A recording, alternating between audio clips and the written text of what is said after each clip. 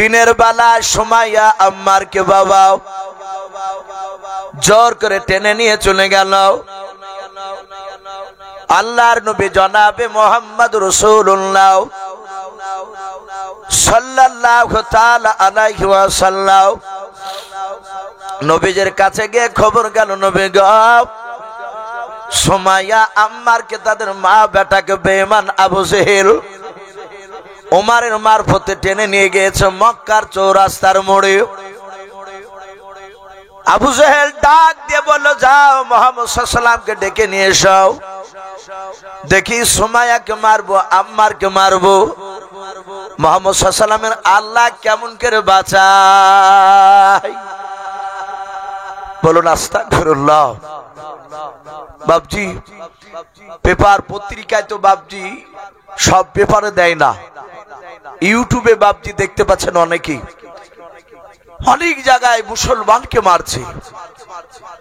ইউপির মধ্যে একটা ইমামকে ধরে মারছিল, আজ প্রায় মাস খানিক হয়নি,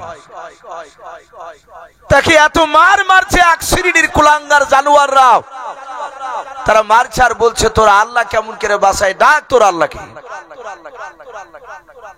বাপজি আবার শোনা লালেরা, বেঈমান সারা জীবন বাপজি কিয়ামতের আগ পর্যন্ত থাকবে। আর আল্লাহ রসুলের জামানাতে আবু জেহেলরা ওইভাবে, তারা কাফেররা আবু জেহেলদের কথা মোতাবিক যারা তারা চলতো, তাদের মস্তিষ্ক এমন ভাবে নষ্ট করে দিয়েছিল।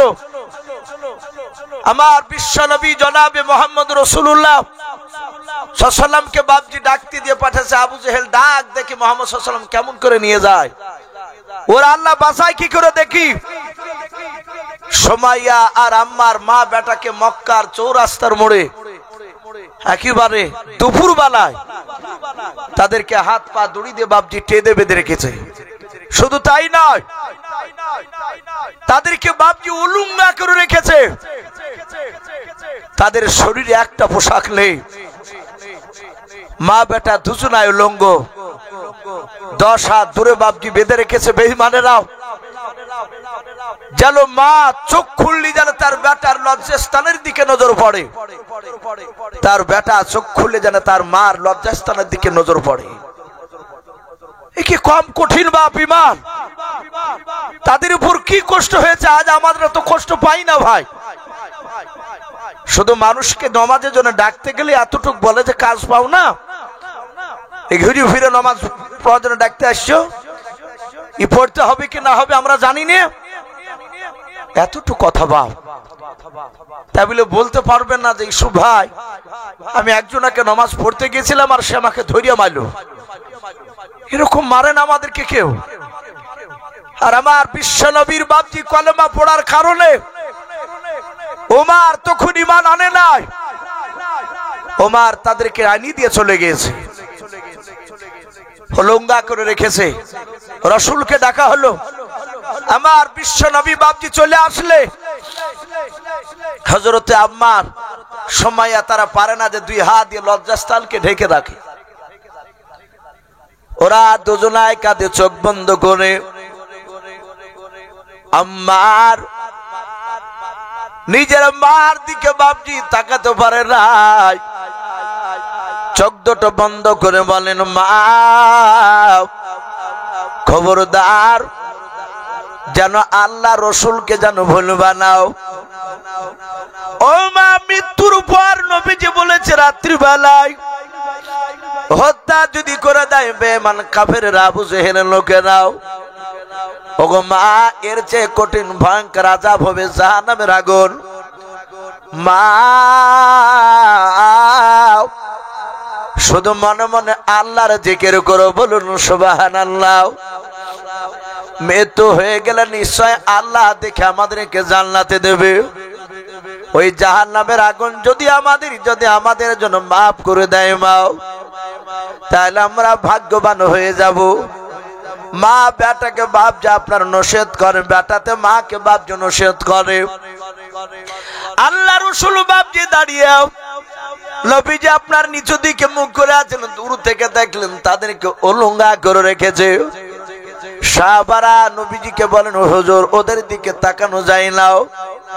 আল্লাহর নবী নিচু দিকে মক্কার চৌরাস্তার মোড়ে দাঁড়িয়েও হযরতে সুমাইয়া রাদিয়াল্লাহু তাআলা আনহা ডাক দিয়ে বলেন, ওগো আল্লাহর নবী আপনি চলে যান, ও নবী চিন্তা করবেন না, আবার আল্লাহ নিশ্চয় আমাদেরকে সমরে জামিল দান করবেন।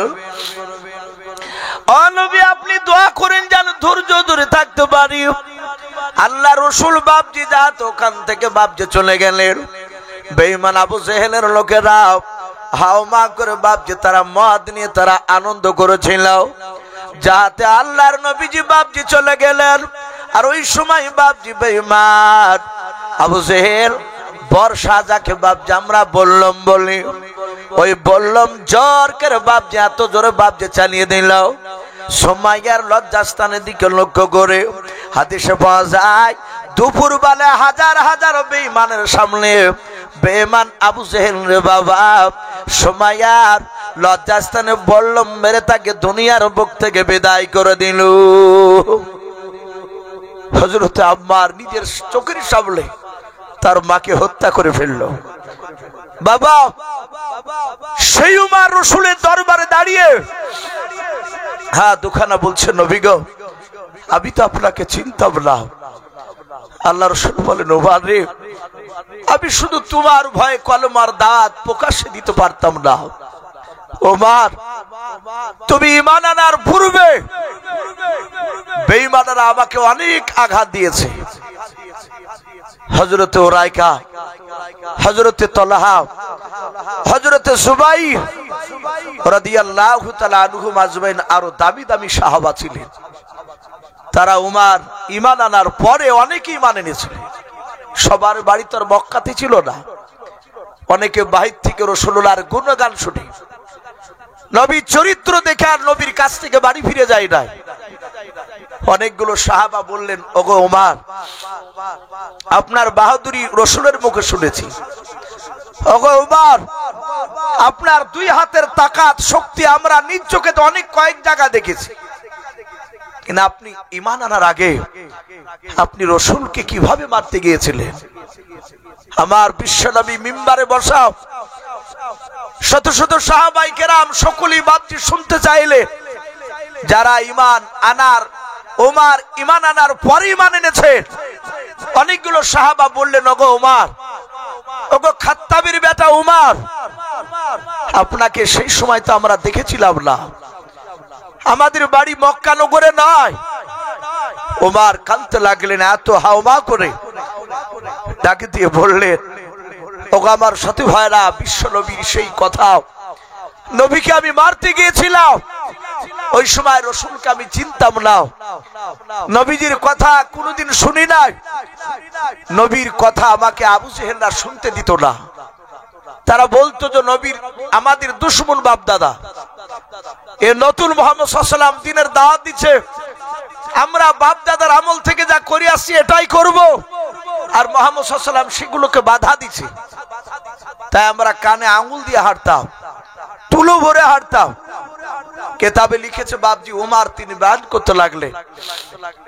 ওমর বলছেন, ওগো বন্ধুরা আবু জেহেল বিশ্ব নবীকে যখন মারতে পারলো না, আমি গভীর রাত্রিবেলায় আবু জেহেলকে প্রশ্ন করেছিলাম যে হে আবু জেহেল, এই রাত দিন 24 ঘন্টার মধ্যে তুমি আমাদের মতো নেতাদেরকে নিয়ে 6-7টা লোককে নিয়ে তুমি গভীর রাত্রিবেলা মিটিং করো, তাদের বিষয় ছিল মুহাম্মদ সাল্লাল্লাহু আলাইহি ওয়াসাল্লামকে কে কি করে হত্যা করা যাবে। গোপনে মিটিং করত, তারপরে আবার প্রকাশ্য কিছু মিটিং করত। তো ওমর সেদিন বলেছিলেন, এই আবু জেহেল, আমি মুহাম্মদ সাল্লাল্লাহু আলাইহি ওয়াসাল্লামের কথা শুনি নাই, কিন্তু আমি যতটা লোকের মুখ থেকে শুনেছি সেই লোকটা নাকি কাউকে আঘাত দিয়ে কথা বলে না। জোরে বলুন সুবহানাল্লাহ। এটা ওমর বলেছিলেন। এই কথাটা বলার কারণে মহান রব্বুল আলামিন ওমরকে আল্লাহ হিদায়াত দান করেছিলেন। বলুন সুবহানাল্লাহ। ওখানে তো আবু জেহেলও ছিল, নবী তাদের দুজনের জন্য দোয়া করেছিলেন, আবু জেহেল এবং ওমরের জন্য।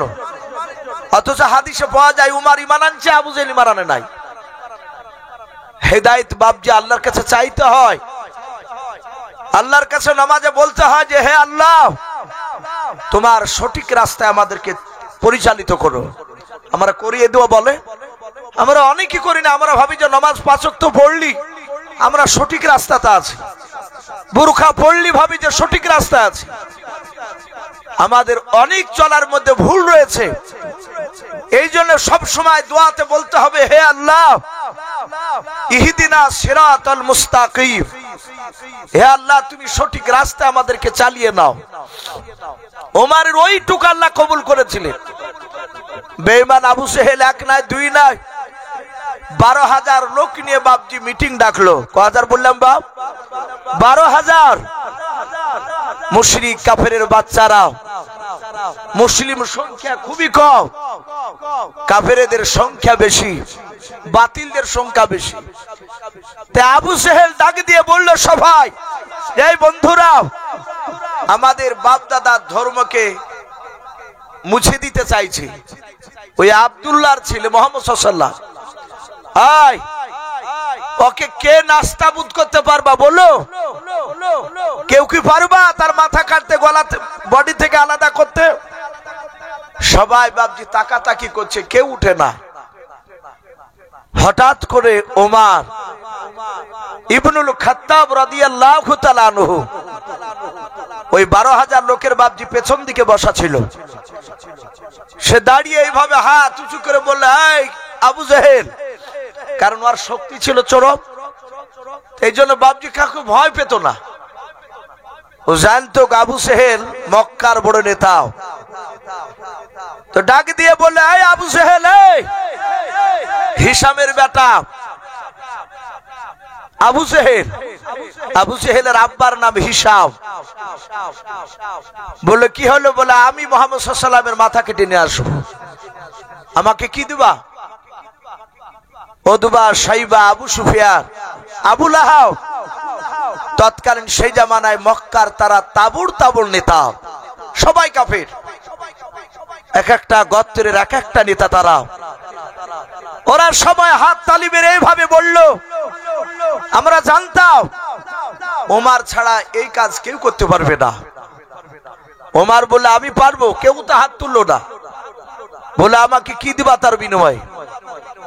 ডাক দিয়ে বলল, তার বিনিময়ে তোমাকে 3টা পুরস্কার দেওয়া হবে।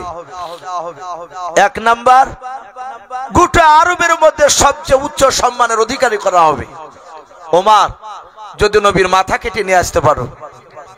2 নাম্বার, তোমাকে 200টা উট দেওয়া হবে। 3 নাম্বার, কেউ কেউ বলেছে তাকে সুন্দরী নারী ভোগ করতে দেওয়া হবে। বলুন আস্তাগফিরুল্লাহ। বাপজি আমার সোনা লালেরাও, সে সময় কাফেররা নারীকে নিয়ে তারা ব্যস্ত থাকতো বেশি। অনেক সাহাবাদেরকে বাপজি নারীর অফার দিয়েছিল, তারা রাজি হয় নাই। বলুন আলহামদুলিল্লাহ। শুধু তাই নয়, সাহাবাদেরকে ঘরের ভিতর ভরে মক্কার সুন্দরী নারীদেরকে ডেকে নিয়ে এসে বলতো ছলে বলে কৌশলে, প্রয়োজন হলে উলঙ্গা হয়ে ওই সাহাবাদের সাথে জেনা করোগা করে তাদের ইমানটা ধ্বংস করা লাগবে। যদি করতে পারে এর বিনিময়ে প্রচুর টাকা দেওয়া হবে। তারা নারীর দিকে চোখ তুলে তাকায়নি। বলুন আলহামদুলিল্লাহ। তাদের ইমানের এত জোর ছিল। বাপজি আমার সোনা লালেরা, ওমরকে 3টা জিনিস বাপজি দিতে চাইলো। বলে আমি রাজি হয়ে গেলাম। ডাক দিয়ে বলল, ভাই আবু সেহেল, তোমার গুণাবলী শুনেছি, তুমি জবান ঠিক করে কথা দাও না, তুমি গন্ডগোল করে ফেলো। যারা বেদিন হয়, বেঈমান হয়, তাদের প্রতিটা তাদের চরিত্র দিকে লক্ষ্য করে দেখবেন, তাদের কথা দাম রাখে না। রাখে কথা বলে, তারা এক সময় এক কথা বলে, আর এক সময় আর এক কথা বলে। এগুলো মিলাবেন। এলাকা তো বাপজি অনেক লোককে দেখা যায় সব সময় চিটিং কথা। খাতাতে তার বাড়ির নামই নাই, অথচ বাপজি গরিব মানুষ, খেটে খুটে তার কোন রকমের দিন যায় জানে। বাড়িতে দেখেছে তার 2টো ছাগল বাঁধা আছে, ওটাই আর সম্বল। এমন ভাবে কানে ফুসফাস দিয়েছে যে তোমাকে জিনিস নিয়ে দেব, টাকা দাও 20,000 কি 10,000। পরে দেখা যাচ্ছে তার নাম নাই, টাকা খেয়ে নিয়ে নিয়েছে, আর দেয় না। একটু কি বিবেকে বাঁধলো না যে গরিব মানুষ ওটা যদি ওর মায়ের পেটের বোন হতো তাহলে ওর কাছ থেকে তো এভাবে নিতে পারতো না। বাপজি আমার সোনা লালারা, শুধু ঈমান নাই, যাদের ঈমান নাই তারা এইরকম চিটিং কাজ করবে। এগুলো আবু সেহেলদের বাপজি এই গুণগুলো তাদের ছিল।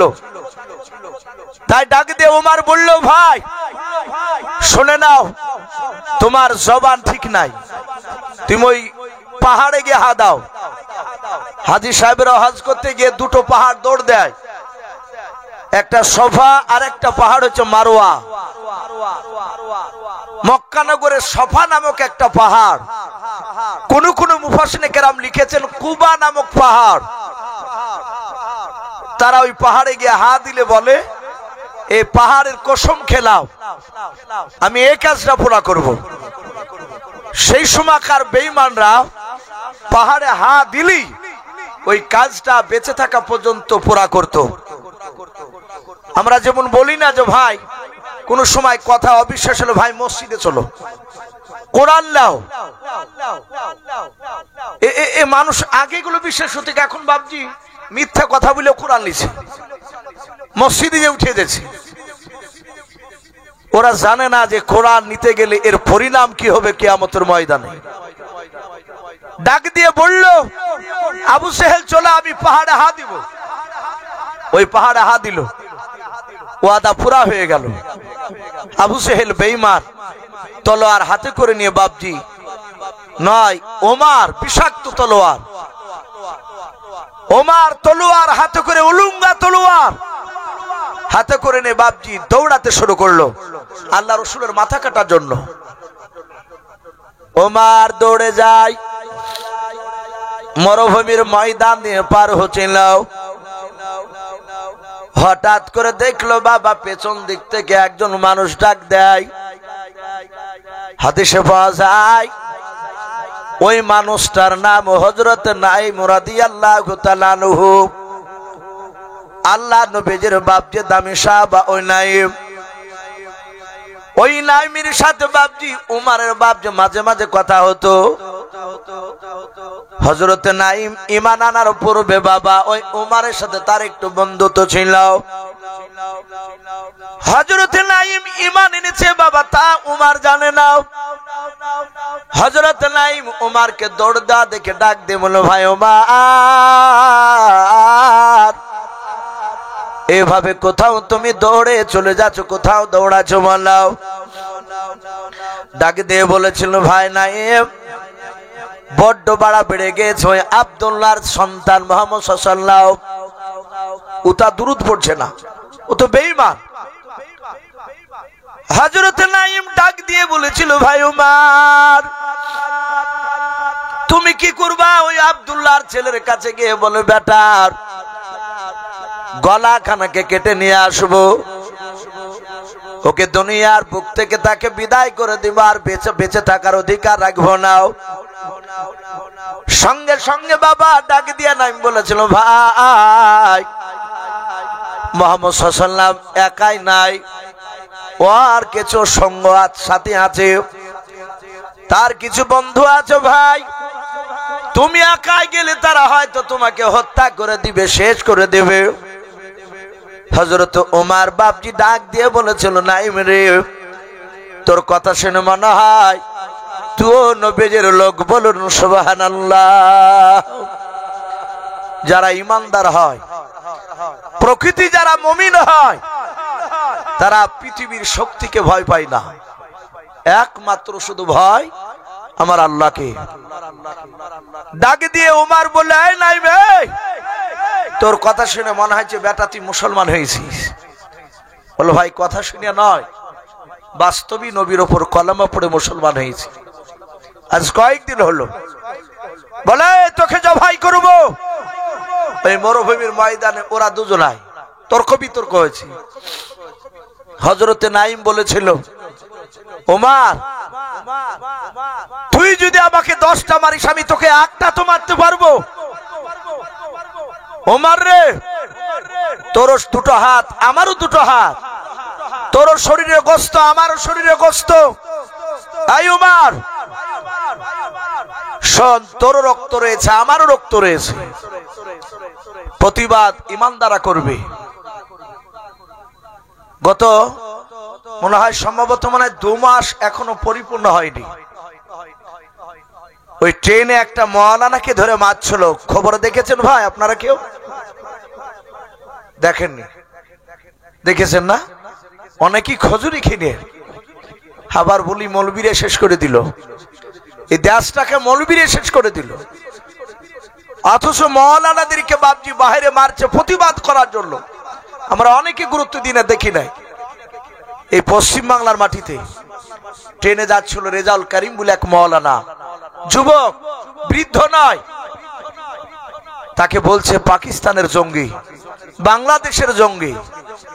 এতদিন এর আগে লাদেন চাচা তাই বলতো না মুসলমানকে অনেক জায়গায়, ওই লাদেনের কথাটা ঢাকা পড়েছে, বলে জঙ্গি। ওই রেজাউল করিম ট্রেনে প্রতিবাদ করলে, ভাই আমি জঙ্গি নয়, আমি ভারতের নাগরিক, আপনিও যেমন নাগরিক আমিও সেরকম নাগরিক। উনি বললেন, ভাই এই ভারতবর্ষের মাটি আপনারও যতটা অধিকার আমারও ততটা অধিকার। এই কথা হক কথা বলার কারণে তার দাড়ি ধরে তার মাথা টুপিকে কেড়ে নিয়ে পায়ের জুতার তলে দিয়ে লগড়া ছিল, কিল ঘুষি মেরে লাস্টে তাকে বাবজি সিদ্ধান্ত নিল তাকে ট্রেন থেকে ফেলে দেবে। বছর 2 আগে নিজামুদ্দিন বলে এক ভাইকে বেগুনবাড়ি যে বাবজি বেথাডহরিতে দেবগ্রাম পার হয়ে ট্রেন থেকে ছুঁড়ে ফেলে তাকে হত্যা করেছে। সে মওলানা না, সে একটা সাধারণ মুসলমান ভাই আমার। ওই অভ্যাস আবা বলছে কি ট্রেন থেকে ফেলে দেওয়া লাগবে, একে ফেলে দে। তাই নিয়ে বাবজি ফেলছিল। সব অমুসলিম ভাইয়েরা খারাপ নয় আমার, সব অমুসলিম ভাইয়েরা খারাপ নয়। এক শ্রেণীর কিছু বেঈমানেরাও তারা রাজনীতির মুনাফা লুটার জন্য কাজ চালাচ্ছে। একটা হিন্দু ভাই তাকে জোরে ধরে বলেছিল যে না, একে মারা হবে না, এত কোনো দোষ নাই। কোনো মতে হিন্দু ভাইটা তাকে ছাড়েনি। যদি বাবজি ছেড়ে দিত, যাক মা বোন আপনারা একটু সামনের দিকে এগিয়ে বসো। অনেক মা বোন পেছনে দাঁড়িয়ে আছে, তারা বসার জায়গা পাচ্ছে না। তাই মা বোন আপনারা একটু সামনের দিকে এগিয়ে বসো, পেছনকার মা বোনদেরকে একটু বসার সুবিধা করে দিই। ভাই আমি বলছিলাম, সে হক কথা বলার জন্য বাপজি তাকে মার খেতে হয়েছিল। রেজাউল করিম বলছিলেন, আমার ওই হিন্দু ভাইটার জন্য হয়তো আজ আল্লাহ আমাকে হায়াত দিয়েছে, বেঁচে আছে। অনেক হিন্দু ভাইয়েরা আছে মুসলমানের জন্য, তারা বাপজি জান দিতে রাজি আছে, মুসলমানদেরকে ভালোবাসে অনেকে। আমি বলছিলাম, নাইম বলল, ভাই আমাকে মারার আগে, নবীকে মারার আগে তোমার বাড়ি খোঁজ রেখেছো? বলে বাড়ি মানে? বলে উমার, তোমার আপন কলিজার টুকরা বোন ফাতেমা আর তার স্বামী শাহিদ, আজ 3 দিন আগে তারা মুসলমান হয়েছে। বলুন সুবহানাল্লাহ। উমার জানে না, খবর মুঠেই জানে না। উমার বলল, তাই? বলে হ্যাঁ।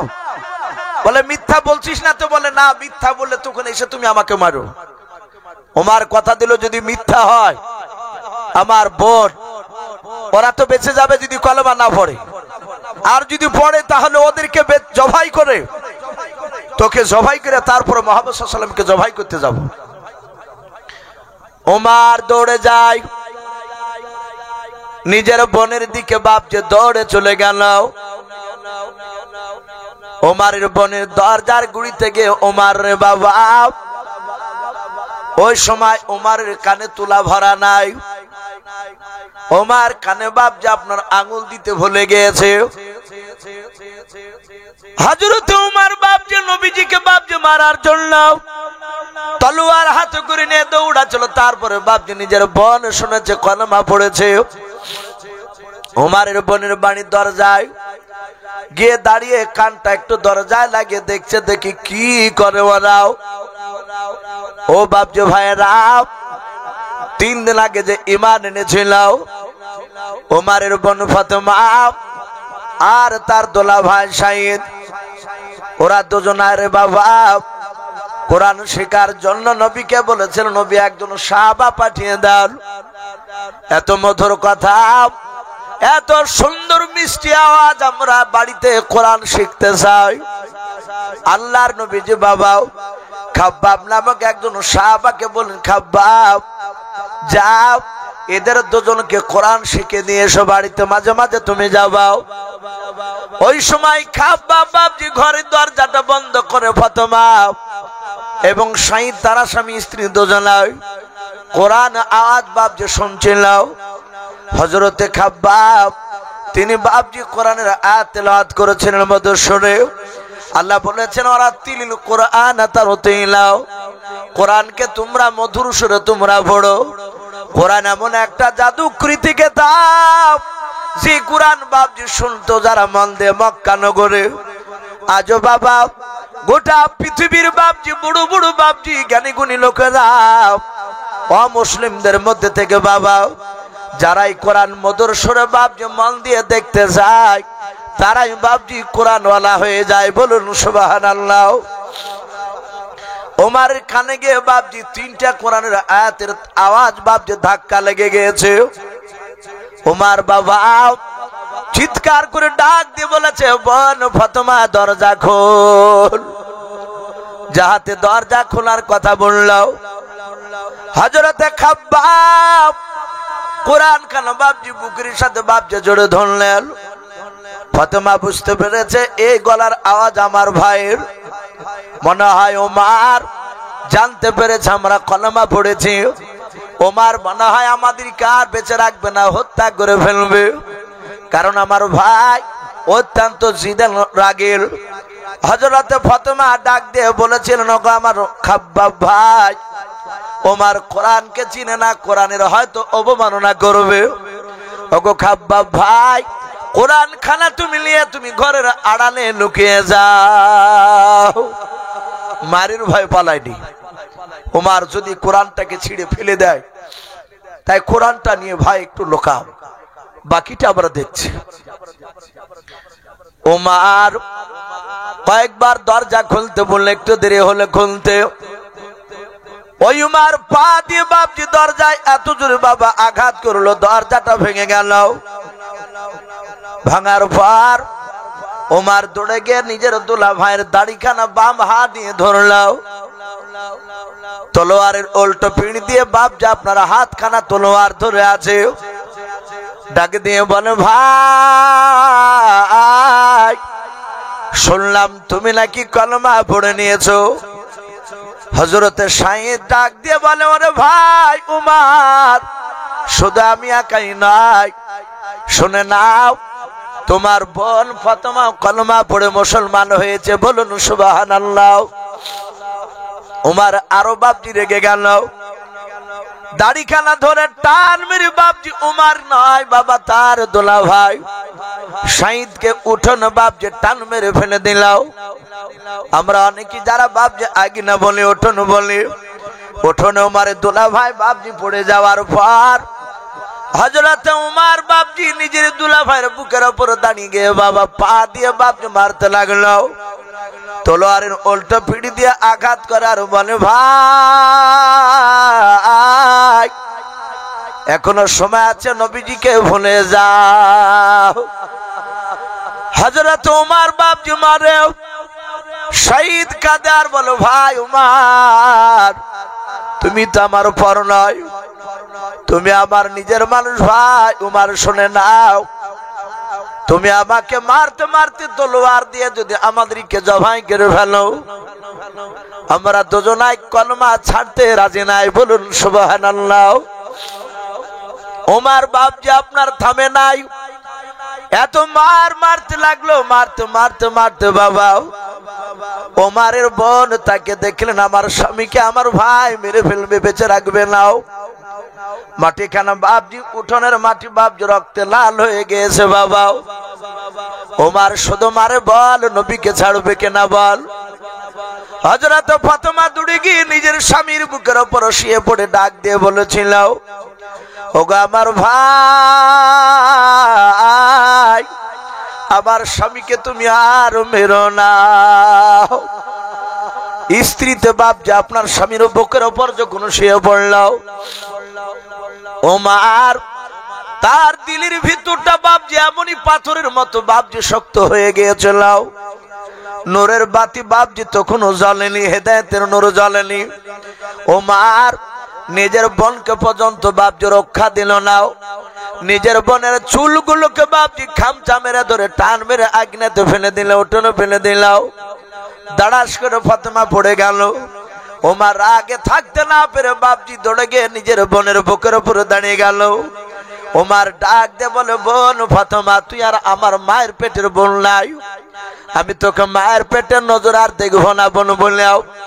ওরে বোন, তুই আমাদের বাপ দাদার দুশ্মন হয়ে গিয়েছিস, আমার বাপ দাদার ধর্মকে ত্যাগ করে এখানে এসেছিস, মুহাম্মদ সাল্লাল্লাহু আলাইহি ওয়াসাল্লামের কলেমা পড়ে নিয়েছিস, তোকে আর বেঁচে রাখবো না।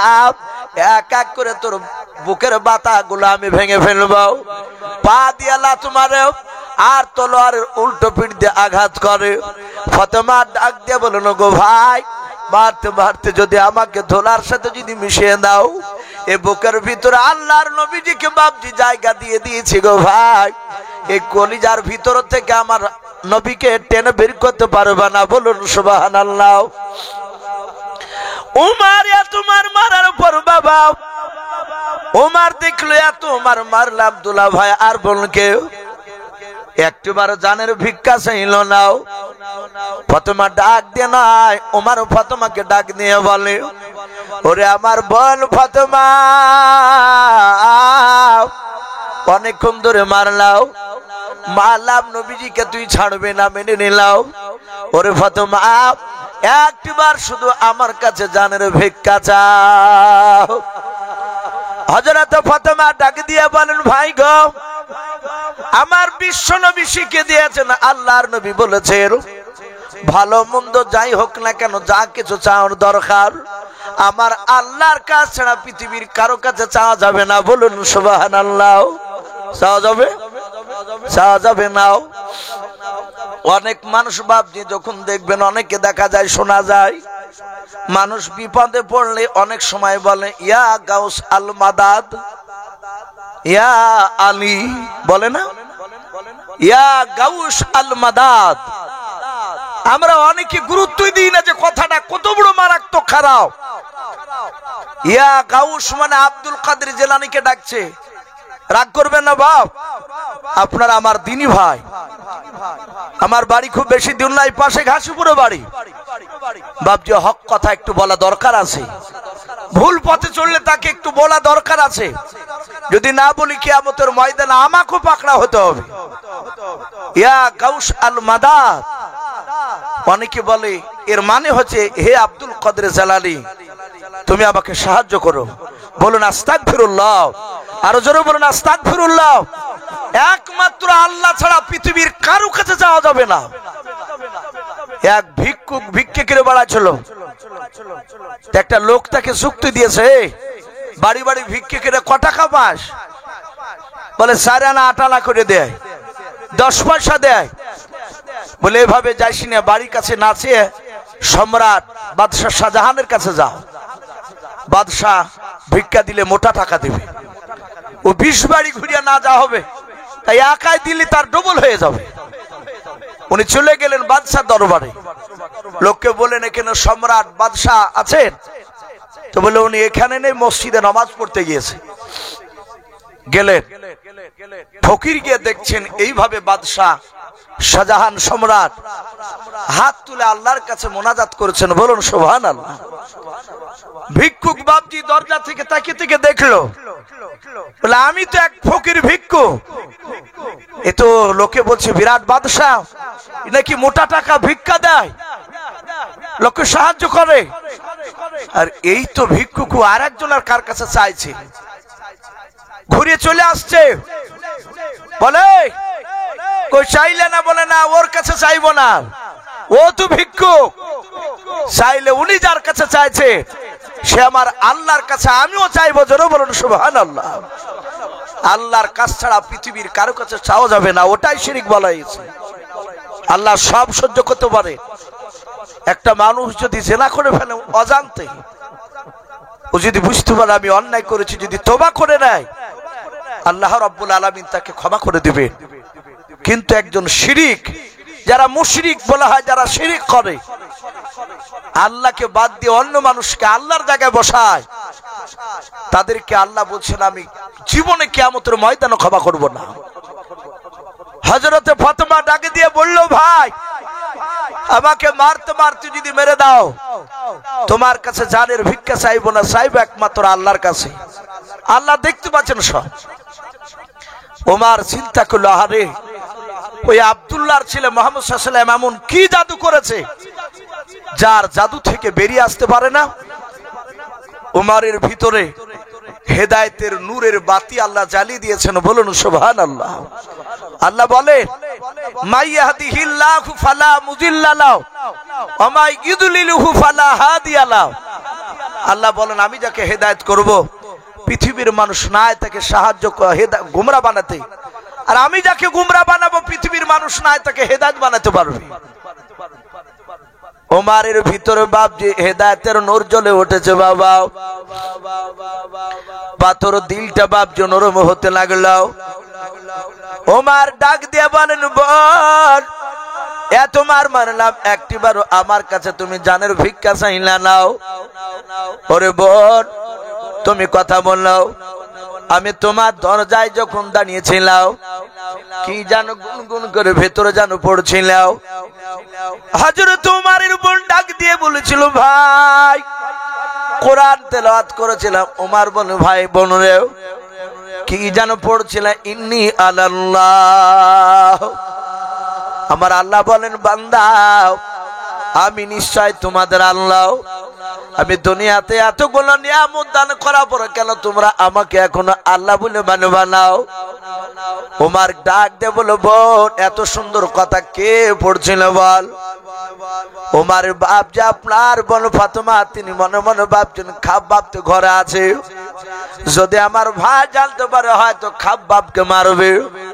খাব্বাব ঘরের ভিতর থেকে বাবা শুনলাও, ওমর বাপ যার মারবে না, মনে হয় দিলটা নরম হয়েছে, কথার আওয়াজটা বাপ যে পাল্টে গিয়েছে।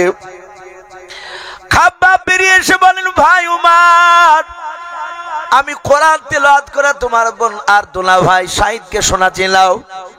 ওরে ভাই ওমর,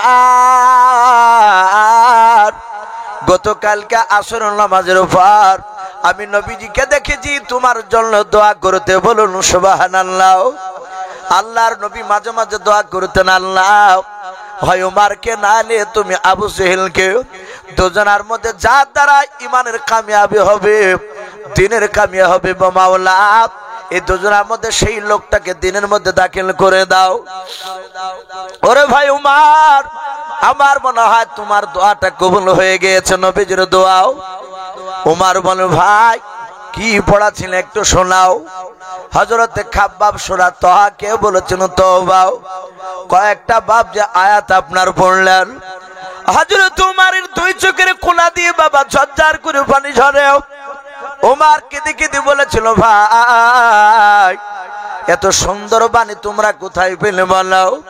ফাতেমা রক্তাক্ত শরীর নিয়ে ডাক দিয়ে বলেছিল, ভাই সেই নবীর কলমা পড়ার জন্য তুমি আমাকে মারছিলেও, সেই নবীর উপরে কোরআনটা নাজিল হয়েছে বলে, তাই নাকি? বলে, হ্যাঁ।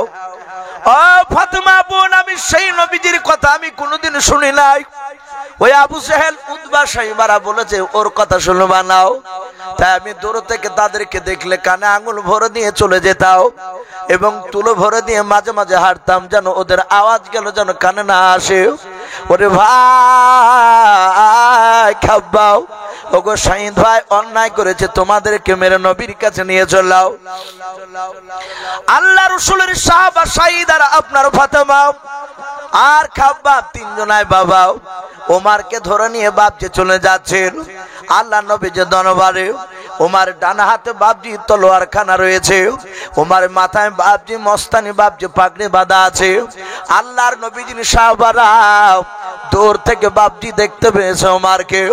আল্লাহর নবী দরদি নবী জনাবে মুহাম্মদ রাসূলুল্লাহ সাল্লাল্লাহু তাআলা আলাইহি ওয়াসাল্লামের সাহাবারাও ডাক দিয়ে বল, নবী গো, ওই দেখেন ওমর আসতেছে আপনার দরবারে। ওগো আল্লাহর নবী যে দেখুন আপনার সাহাবা সাইদ আর খাব্বাব আর ফাতেমা তার বোনকে ওই উমর ধরে টেনে নিয়ে আসছে, মনে হয় কলমা পড়ে নিয়েছেন, এই কারণে কলমা পড়েছে বলে তাদেরকে হয়তো আপনার সামনে মারবে। ওগো নবী, আপনাকে হয়তো বেইজ্জতি করবে, মারতে পারে। নবী গো, ওই উমর আপনার দরবারে আসার আগে একটিবার আপনি আমাদেরকে হুকুম করে দাও। আপনার অনেকগুলো সাথী ভাইয়েরা আমরা দাঁড়িয়ে আছি, ওগো আমার নবী একবার আপনি অর্ডার করেন, হুকুম করে দেন, আমরা গিয়ে আবু জেহেল নয় উমরকে জবাই করে আমরা তাকে জাহান্নামে পাঠিয়ে দেব। আল্লাহ রাসূল দাঁড়িয়েছিলেন। আল্লাহ রাসূল এইভাবে পেছন দিকে বাবা ঘুরলেন, সাহাবাদেরকে ডাক দিয়ে বলেন, ওগো সাহাবারাও, তোমরা কি জানো ওমর আমাকে মারতে আসছে কি সত্যিটা কি তুমি জানো? বলো তোমরা অন্তর খবর গায়েবের খবর কে জানো? ডাক দিয়ে বলে, নবী গো, একমাত্র গায়েবের খবর আল্লাহ ছাড়া আমরা কেউ পারবো না। এই তাহলে তোমরা কেন এই কথা বললাও যে ওমর আমাদেরকে নয় আপনাকে মারতে আসছে, ওদেরকে মারবে? ওগো নবী যে হুকুম দেন, আমরা দৌড়ে গিয়ে ওমরকে জবাই করে জাহান্নামে পাঠিয়ে দেব। সাহাবারা বলেন, নবী গো, আমাদের দুশমন এই কারণে ধারণা করেছিলাম। আল্লাহর নবী বলেন, সাহাবারা কেউ যেন সামনের দিকে যাবে না আর খারাপ ধারণা করবে না। এটাও হতে পারে হয় তোমার আমার কাছে এসে কলমা পড়তে পারে, বলুন সুবহানাল্লাহ। না মারতে পারে, যদি কলমা পড়ে আসে বলে সেটা তো বলতে পারছি না। আল্লাহর নবী জনাবে মুহাম্মদ রাসূলুল্লাহ সাল্লাল্লাহু তাআলা আলাইহি ওয়াসাল্লাম দরদি নবী ডাক দিয়ে বলেন, আমার সাথে ভাইরাও, কেউ তোমরা এখান থেকে ওমরের দিকে এগোবা না, যাবা না।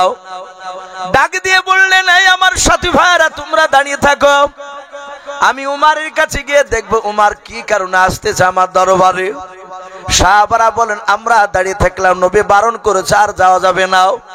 আমরা দেখলাম আল্লাহর নবীজি বাপজি উমারকে দেখলেন, উমার প্রায় 50 থেকে 60 হাত দূরে ছিলেন। বাবা নবীর দরবারে তিনি আসছিলেন।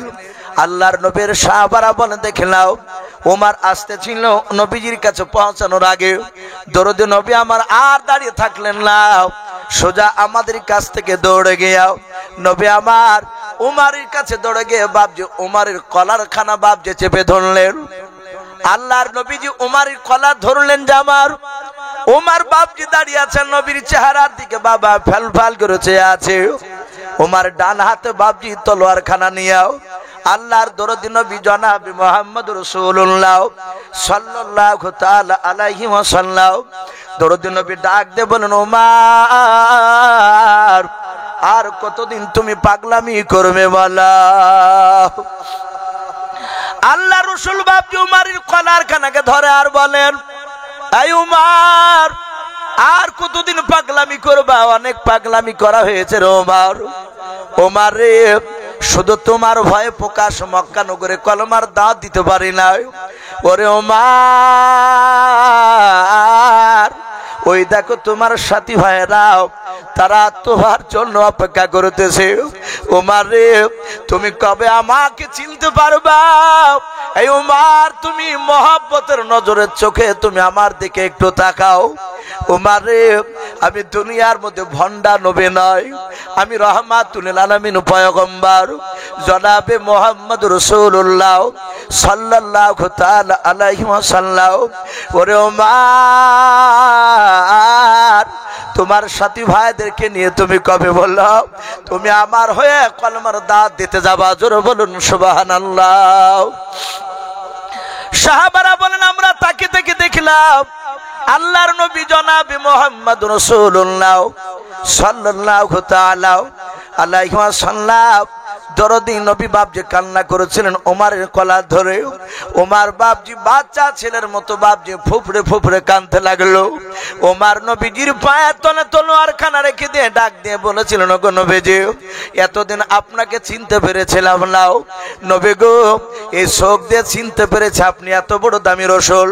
ওগো আল্লাহর নবী শুনে নেন, আপনার পায়ের তলে তলোয়ার দিলাম, এই তলোয়ার দিয়ে হয়তো আপনি ওমরকে জবাই করে দিতে পারেন, আর নাহলে আপনার যদি একটু দয়া হয় আপনি ক্ষমা করে দিয়ে আপনি আমাকে মুসলমান বানাতে পারেন। আল্লাহর নবীজি বাপজি ওমরকে বুকের সাথে পাঁজা মেরে জোরে ধরলেন।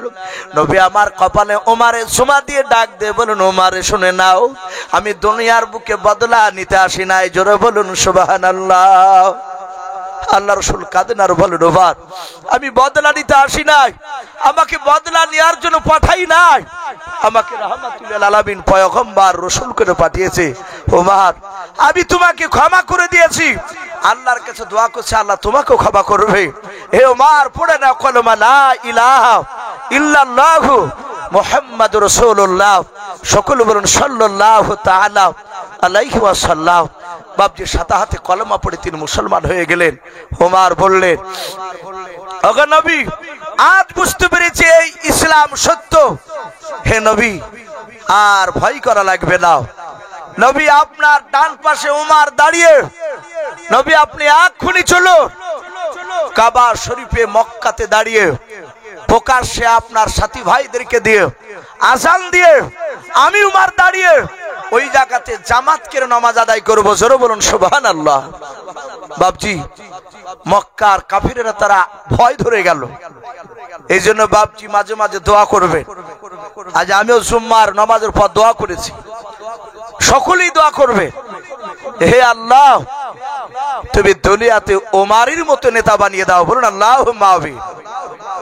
আজ ফিলিস্তিনের বাপজি আমার মা বোনদেরকে ইসরায়েল ইহুদি কুত্তার বাচ্চারা তারা ধরে হত্যা করেছে।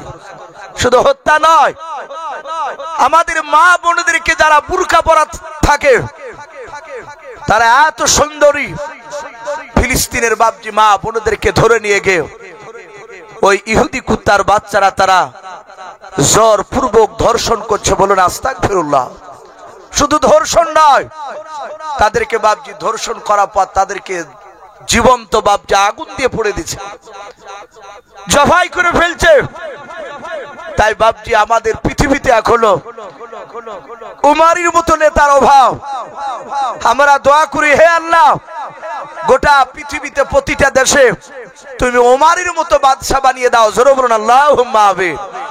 বাপজি আমার সোনা লালেরা, সেই উমর মসজিদে নববীতে আল্লাহ রাসূল সাল্লাল্লাহু তাআলা আলাইহি ওয়াসাল্লামের হাত ওখানে ধরে বললেন, ওগো নবী, আমি আপনাকে না চিনার আগে আপনাকে মারতে গিয়েছিলাম, রাসূল আমি মানানোর পরে আর বেঈমানরা আপনাকে মারা তো দূরের কথা, আপনার দিকে চোখটা রাঙা করে তাকানোর সাহস পাইনি। বাপজি আমার সোনা লালেরা, সেই নবী জনাবে মুহাম্মদ রাসূলুল্লাহ সাল্লাল্লাহু আলাইহি ওয়াসাল্লামের সাহাবা আবু বকর বললেন, নবী গো, আপনি এতগুলো সাহাবা মসজিদে নববীতে কেন আপনি আমাদেরকে বসতে বললেন? প্রায় 600-র উপরে সাহাবা ছিল।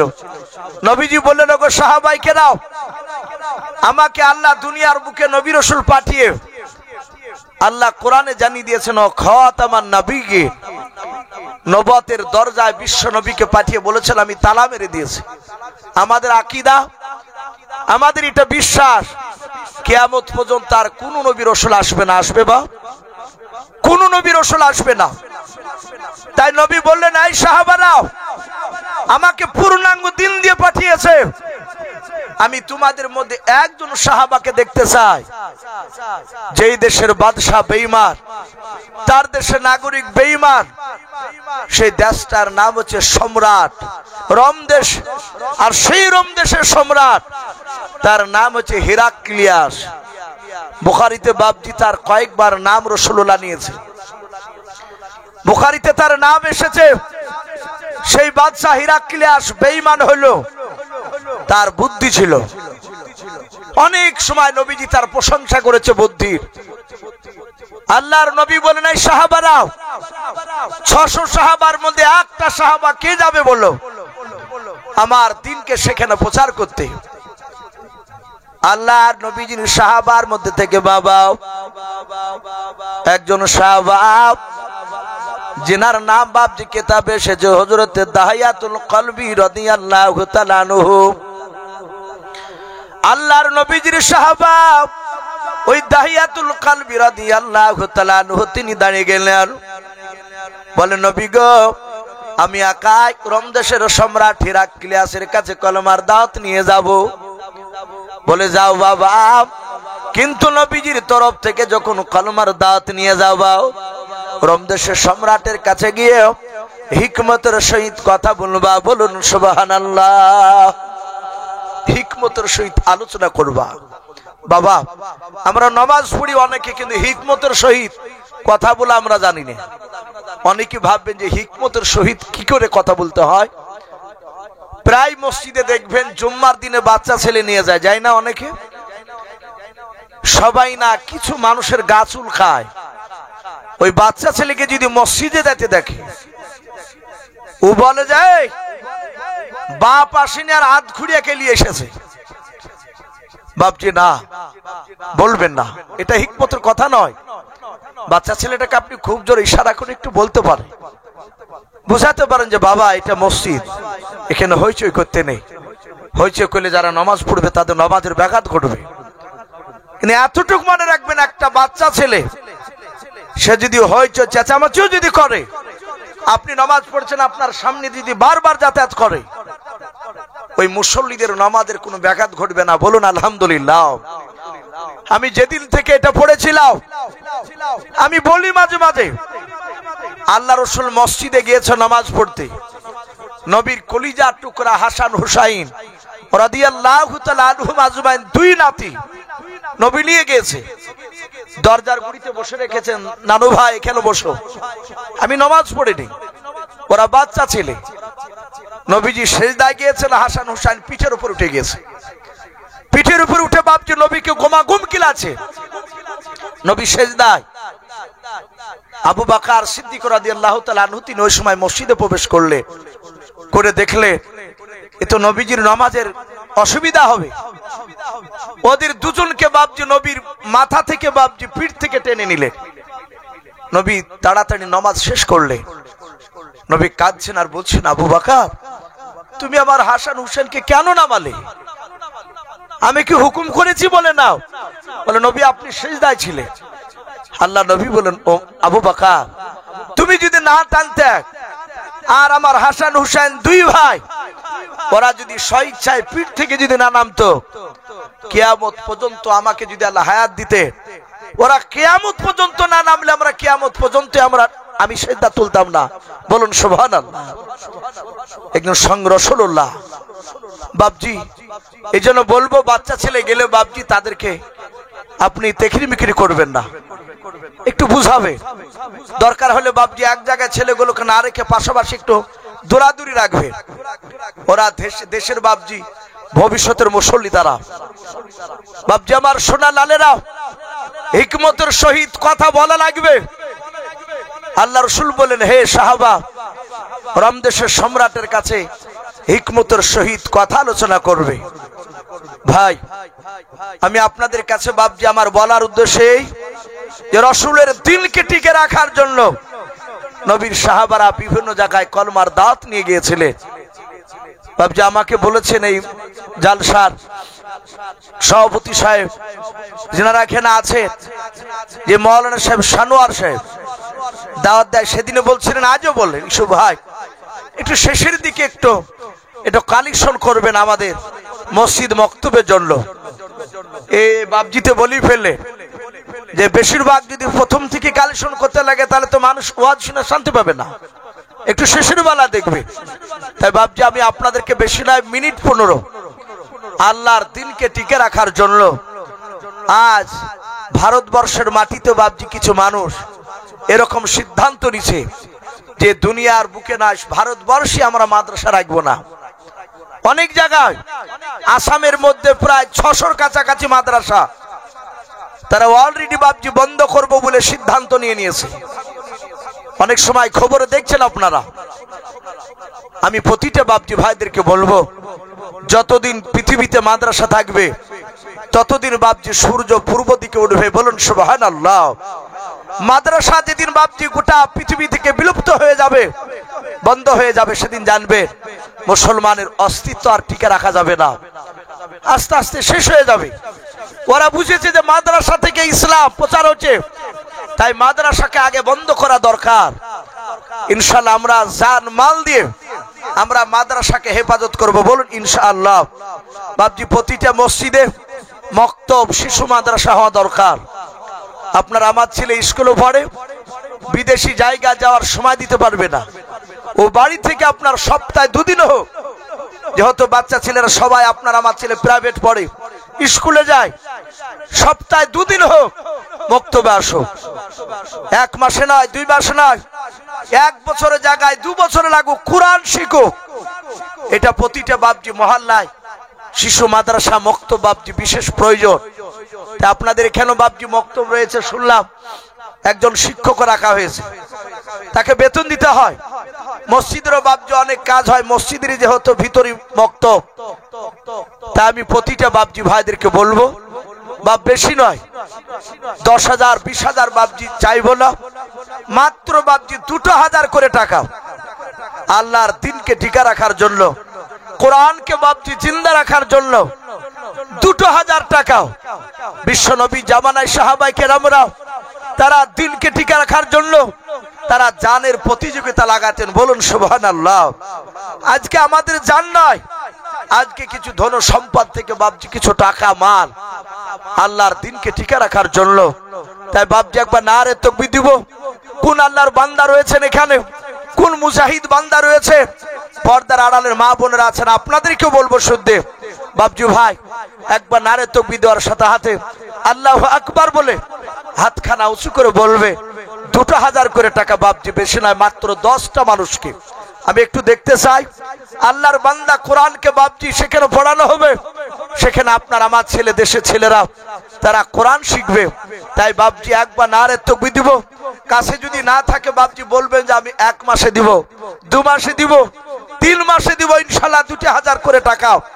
বাপজি আমাদের অনেক সময় একটা রেস্টুরেন্টে একটা বন্ধুকে নিয়ে গেলে আমাদের 1,500 2,000 টাকা ফুরে যায় খাবার খেতে গিয়ে।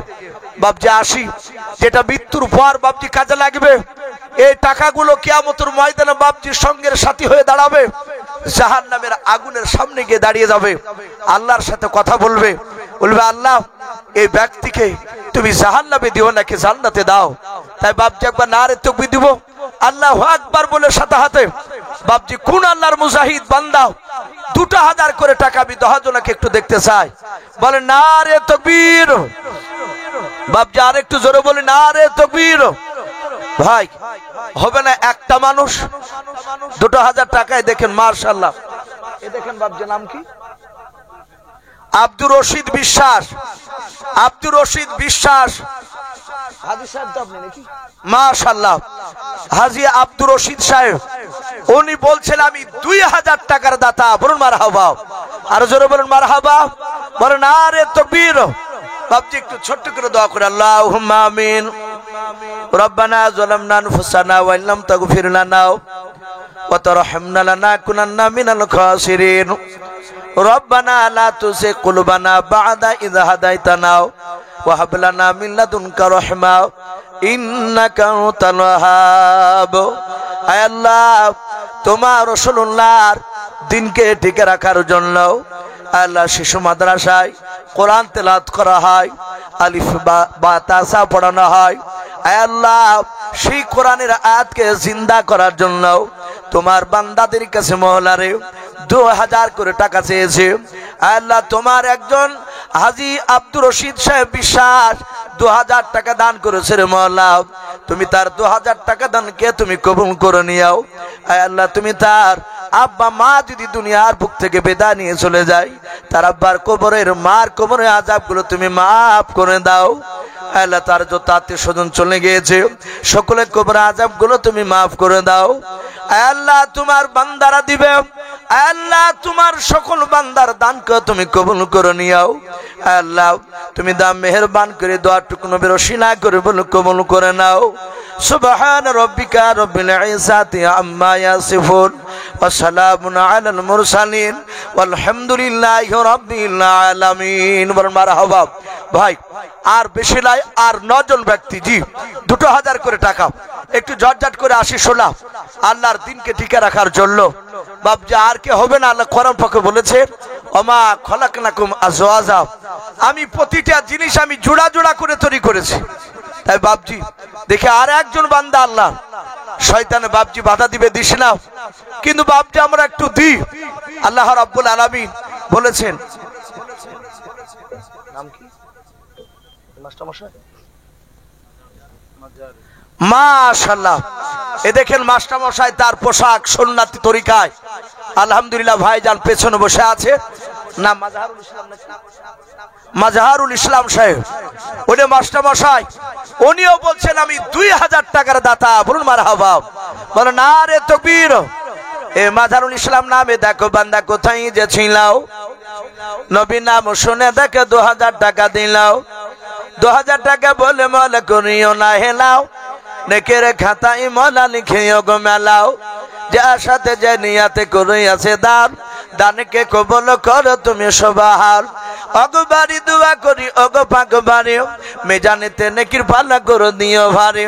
আরো দোয়া করি মলা তাহার জন্নতে, ঈমান আমান রেখা তুমি দুনিয়ার বুকে। আল্লাহুম্মা আমিন। নারে তাকবীর।